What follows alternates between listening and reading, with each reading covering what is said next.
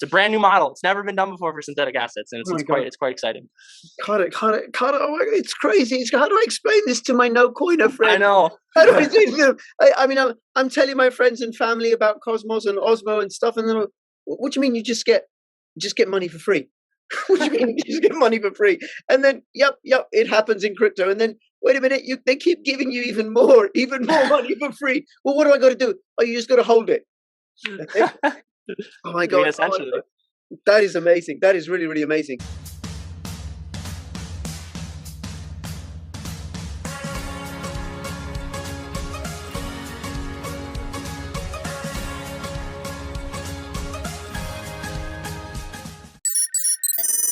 The world's most advanced cold wallet for the new generation of cryptocurrency lovers, Descent. Find the best cryptocurrency investments, check out Token Metrics, use my affiliate link for a discount. Hey Carter, thank you so much for making yourself available. We recorded a video on Secret Network because you're one of the team at Secret Network. And you're also one of the team at Shade Protocol. And you've got a privacy hat on that I like very much. Yeah, we love the privacy hats. We've done 1 or 2 events where we have free hats, and the privacy hats just get 100% taken because even non-privacy people are like, oh, that's a cool hat. Like, I want to wear that. So that is a cool hat. Okay. Do you want to say what you do at Shade Protocol, and then we'll get into Shade Protocol? Because today's a very special day for Shade Protocol. Yes, 100%. So the name's Carter Woetzel. I'm the lead researcher and economist for Shade Protocol. So myself and Sutera are the 2 people that have helped write the white papers for Shade Protocol from day one. At this point, I believe there's about 33 pages of white paper that's been released. There's probably like 20 to 30 pages more that are pending because it's so far in the future that it's like we have to build first. We can only get so far ahead of ourselves. But yeah, just all things community management, all things Shade Protocol on the research and economic side is what my role is. So okay. And now, economists. Why does a blockchain project need an economist?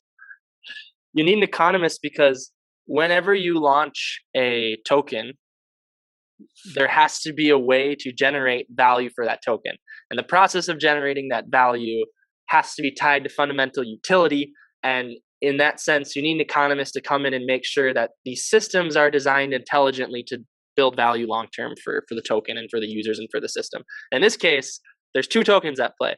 You have Shade, which is the governance and treasury token of Shade Protocol, and then you have SILK, which is the privacy preserving algorithmic stablecoin we'll probably be talking a lot about today. Okay, SILK is the privacy stablecoin, and is Shade SHD? Is that also a privacy coin? Yes, they're both privacy preserving. They both use the SNP20 token standard on Secret Network, which is what gives that transactional privacy, as well as privacy for when those tokens interact with smart contracts on Secret Network. Okay, now what's SNP20? Is that ZK Snarks equivalent or something? It's simply our fungible token standard on Secret Network. So we talk about in the past Secret Network video how Secret Network provides privacy for transactions using this distributed hardware level encryption across all the nodes on the network that empowers smart contracts to have granular privacy and transactions as well. So SILK and Shade are tokens of the SNP20 standard, and they inherit all of the properties that SNP20s have. Right. Okay. All right. So Shade's value, I suppose, is going to go up and down according to market demand. Yes. SILK's will just stay pegged to $1. In this case, it's pegged to a basket of global currencies. So you got the euro, the yen, the dollar, you have Bitcoin, you have gold, and there's weights attached to each one of these.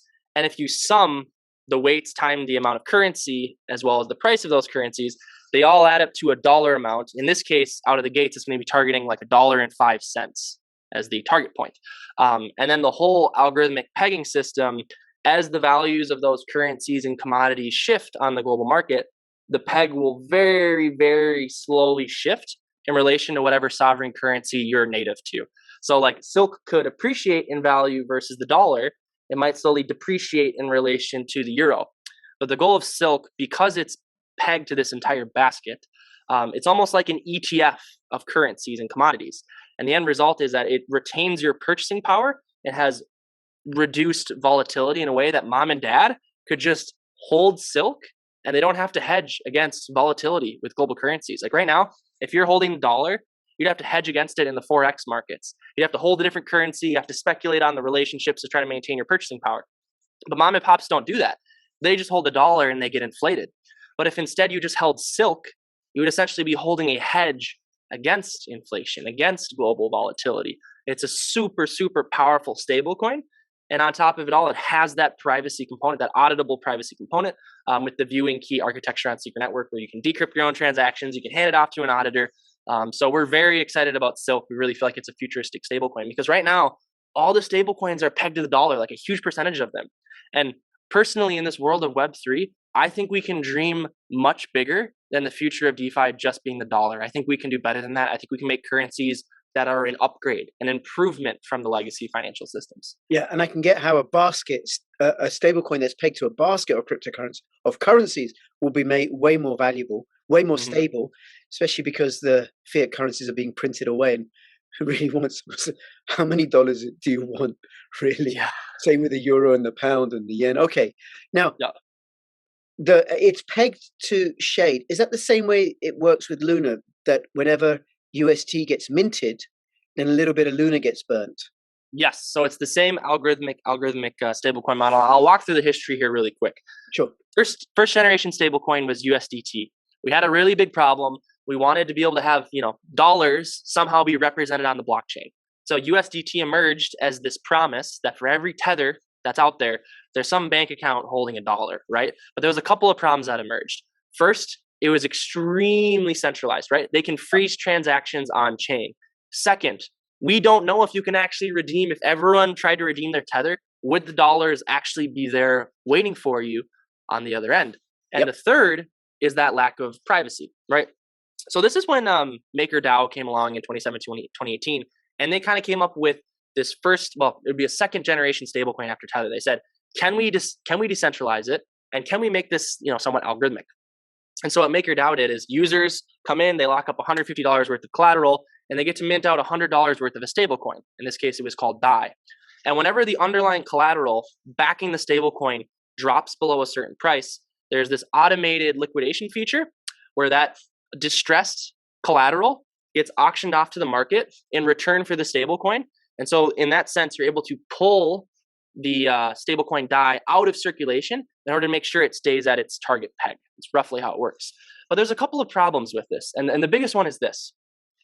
Token expansion of the stablecoin is based off of leveraged positions, right? Like in order to expand the stablecoin supply, there has to be more and more people being put into these leveraged lending positions in order to mint out the stablecoin.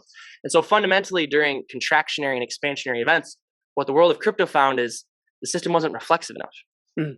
So this is where Terra Luna came up with this brand new third generation model that was absolutely brilliant to say, okay, let's do away with the leverage system. Let's not have that involved at all.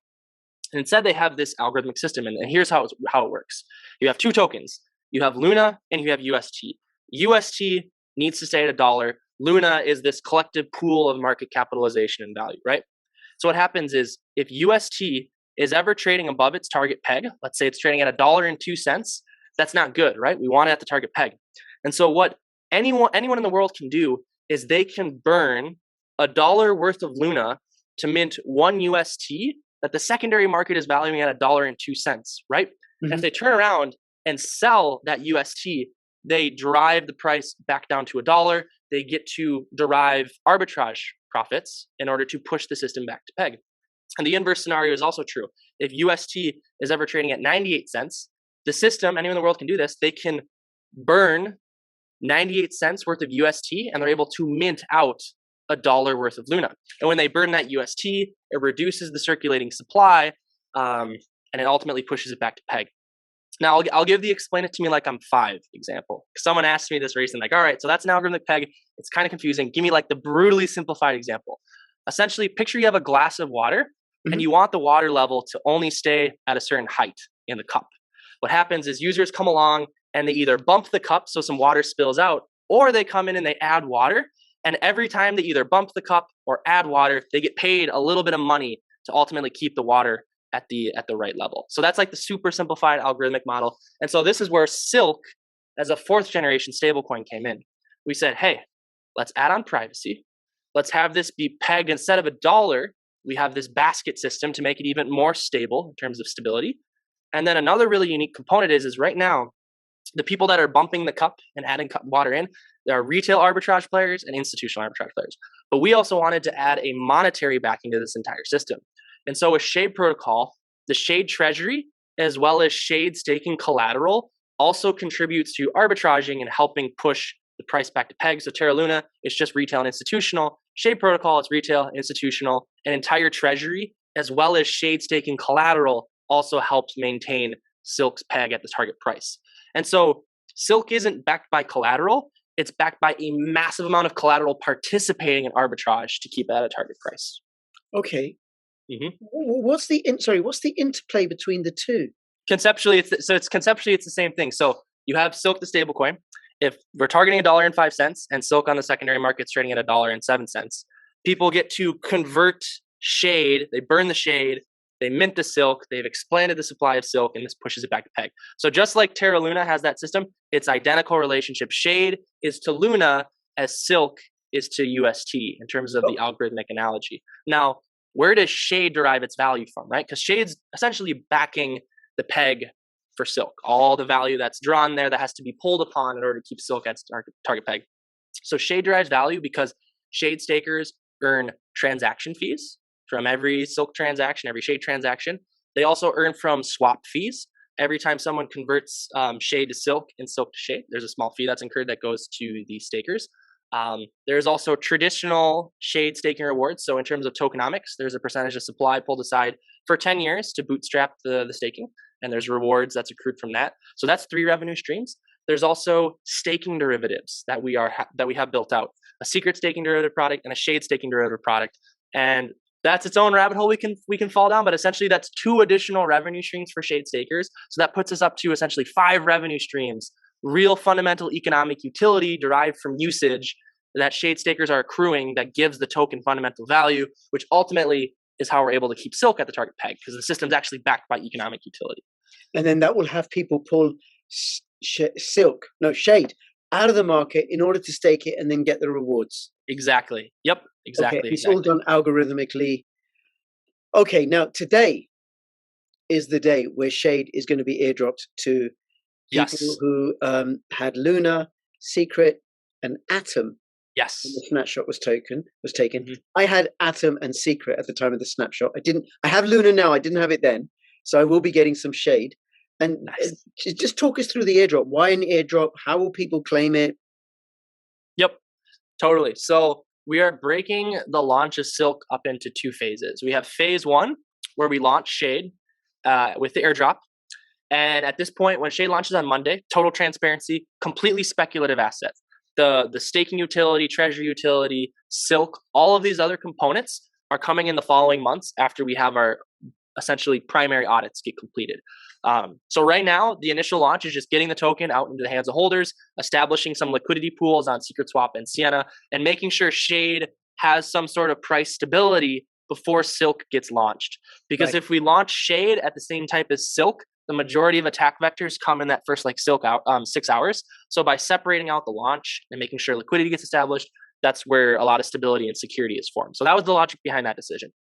And so additionally, the way we're structuring the airdrop is 20% of 14.5% of the supply is claimable on day 1 today. Mm-hmm. So you can unlock 20% of your airdrop today. The other 80% will come at mainnet. And so the reason we're doing that is we're giving users another very big reason to come back and actually stake your Shade, mint SILK, vote on a governance proposal, all those traditional, utility things that protocols require of you before you can, grab the rest of your airdrop. We're going to have users do that. So you'll go to shadeprotocol.io. You'll come to a claim page that walks you through the entire process of claiming it. And then you'll be able to go to Sienna.network as well as secretswap.net. And you'll be able to trade Shade on there. You'll be able to liquidity provide on there. Minimal utility out of the gates, but we'll let the market, play the game, speculate, do all that fun stuff. And then the real fun begins in the next couple months. So okay. And then you said there's going to be incentive pools. Will there be an incentive staking reward? Do you have any idea how much that'll be? Will people be able to stake straight away, or do they have to wait for the launch of the mainnet? They're gonna have to wait for the launch. So like I said, full transparency, total speculation. But between staking and liquidity providing, in terms of percentage supply pool decided, I believe it's around 28-29% for those between those two incentivizations that are going to be sitting out there that won't get activated until mainnet, essentially. Okay. So, but you'll be able to earn Sienna on Sienna.network if you liquidity provide the secret shade pair, and then on Secret Swap you'll be earning CFI, which is the token of the Secret Swap DEX, when you liquidity provide secret and shade. So or it might be CFI and shade. We'll see what pairs precisely get launched. All right. And then when mainnet? When mainnet is when the audit's complete. So the main contracts, we have the governance contract, treasury contract, staking contract, conversion minting contract between SILK and Shade. And those are the primary contracts. And most of those have made, I would say the biggest ones left are like final tweaks to the treasury contract and final tweaks to like V1 of the governance contract. So the devs are deving. We're making great progress. I don't want to slap a exact date on it yet, but I honestly think month and a half, 2.5 months, 3.5 months, sure. It's all in due time. It's the hardest thing to do in the world of crypto is to have patience with builders. But ultimately we will take as long as it takes to launch a safe and secure product. That's our number one priority. Even if the community is upset at speed, like at the end of the day, we're protecting end users, and that always has to be our number one priority. Absolutely. And patience pays in the crypto space. You know, there are people who didn't hodl their Bitcoin when they got it in 2011 or 2012 or whenever it was, 2009 or something. Patience. The way I think about it is, you know, we have the 2-3 year product vision, and now it's just a matter of shipping it safely. Because if the economics are as sound as we think they are, then it's just a matter of doing it the right way, and it will get to where we think it'll go. Okay. Now, given the parallels that I can see with Luna, although it is another step with the addition of with Shade being backed by by a basket of currencies as well, is it likely to develop, or are there plans to develop its own ecosystem the way Luna has done? So, you know, I can hold on to. I'm going to put it. Look, I hold on to Osmo because I know I'll get airdrops, and it's the governance token for the Osmosis DEX. I hold on to Secret and Juno and Atom for the same reason. Do I now got to hold on to Shade for the same reason? You do, and I'll say this. So one of the rules of Shade protocols is we've watched other ecosystems. They launch app after app after app, and each one has its own unique application token. And what we've realized is this fractures out a lot of the value. It makes a confusing end user experience when it's like, oh, there's this whale token, there's this mirror token, there's this anchor token, and it's just all these tokens, right? Yep. So on top of this vision for Silk, we had another simple vision. What if you launched all the key DeFi primitives, but you didn't have a unique application token for each one? So imagine we launch a stablecoin. Imagine we launch staking derivatives. Imagine we launch a DEX, a lending product, an insurance product, and all of these revenue streams, instead of going off to their own unique application token, they all come back to Shade stakers. And so that's the end game for us, is you hold Shade, you're essentially participating in a massive revenue share model across multiple key primitives that are all unified under one governance and treasury token. And the initial supply for Shade, there's only 10 million in terms of what's been mapped out for the 10-year vision. Circulating supply out of the gates is going to be extremely low because it's only 20% the airdrop. But for all intensive purposes, the more Silk that's minted, the more Shade that's burned. We're talking a supply that could be down to 6-7 million. So like this is going to be a scarce asset that's participating in a massive revenue share model.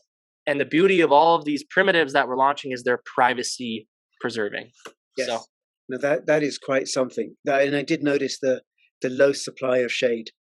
Yep. Yes. And then right after we launch Silk and Shade, the next primitive we're working on is synthetic assets. To date, everyone's done the over collateralized method, $150 worth of collateral, you mint out, $100 worth of synthetic Tesla, let's say, right? The token. But we realized, what if we use this algorithmic model like Terra Luna uses, like Silk and Shade uses, but instead of targeting a price like $1 and $1.05, what if we target a moving peg of a volatile asset, right? So that would mean you could have synthetic gold with stabilizer gold. And it's the arbitrage between these two assets, just like with Silk and Shade, just like with Terra UST, that would keep it at its target peg.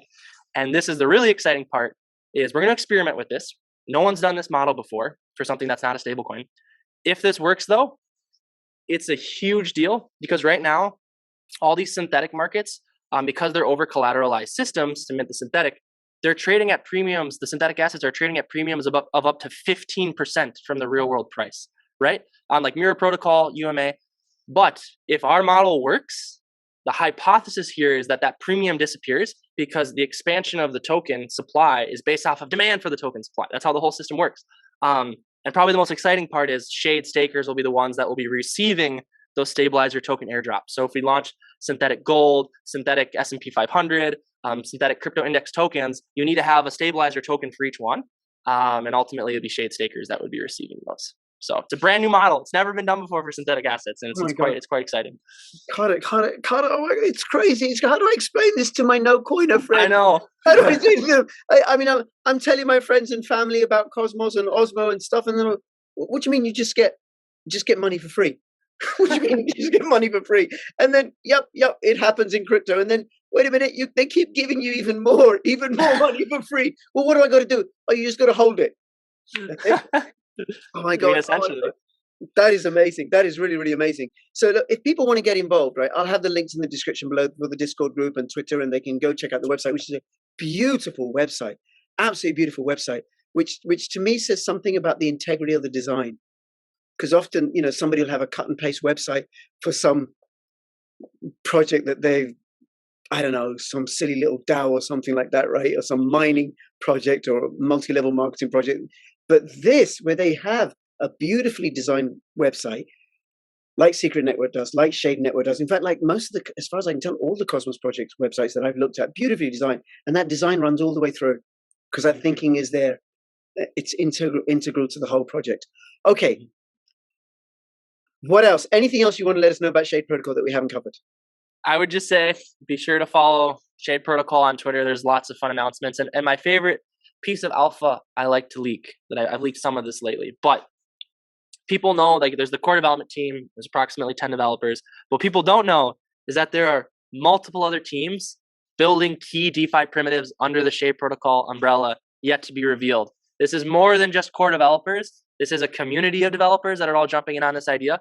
And we actually just launched the Shade Grants program as well. So if you're a developer and you want to come build, like, we are here to pull you into the Shade Protocol family and come build really interesting and valuable financial products. So that's what I'm most excited about. I feel like go to the places where the developer community is growing and that there's multiple teams that are building towards the same vision. And in this case, it's a connected ecosystem of privacy preserving DeFi applications. And we're going to bring this to the real world. We want it to be just this beautiful end user experience. One day, I hope it's as simple as a phone app. And you want to use lending, you want to use stablecoins, you want to use synthetics, you want to swap, like, it's all there, all in one mobile experience, all unified under the Shade Protocol and SILK branding. So the vision is there. Now it's just a matter of patience and execution. Ultimately. Fabulous. And just on that, people will get Shade in their Kepler. I can keep it in my Kepler. Yes, 100%. Kepler. Connected with Secret Swap and all of that. That is great. Thank you so much, Carter. And I look forward to having you back on my channel at some point to give us an update on Shade and also let people know. Oh, is there a time limit on the airdrop claim? So right now there is the way Osmosis did it is they have like a decay model that gets activated where if you don't claim it after a certain time, it slowly, those amounts atrophy back to the treasury. We're doing the same thing, but the atrophy won't begin until about, I believe it's a month and a half after SILK goes live. So you're not losing anything between now and then. If you don't claim, you can wait until the other 80% becomes claimable. You could claim all 100% of it at that time. And then it'll be like a month and a half after that, whenever the mainnet launch of SILK, the treasury contracts, all those contracts I talked about, then the atrophy will begin. And that will ultimately go back to the community pool for the community to decide where it gets spent. So, right. Or you might want to put it in a liquidity pool in Secret Swap or Sienna and then get rewards and accrue more Shade that way. Yep, okay. 100%. All right. Yep. Carter, thank you so much. Really, really appreciate you taking the time out. Go watch my conversation with him about Secret Network and go get your Shade coins tokens today. And if you have any comments or questions, put them in the description below. Follow me on Twitter, CryptoRichYT. Follow me on my new YouTube channel, YouTube CryptoRichBTC, and also join my official Telegram announcements channel, where I'll be letting you know about Cosmos asset airdrops. And there's many, many more to come. Okay, this is Crypto Rich and Crypto Carter signing out. All the best. Bye bye.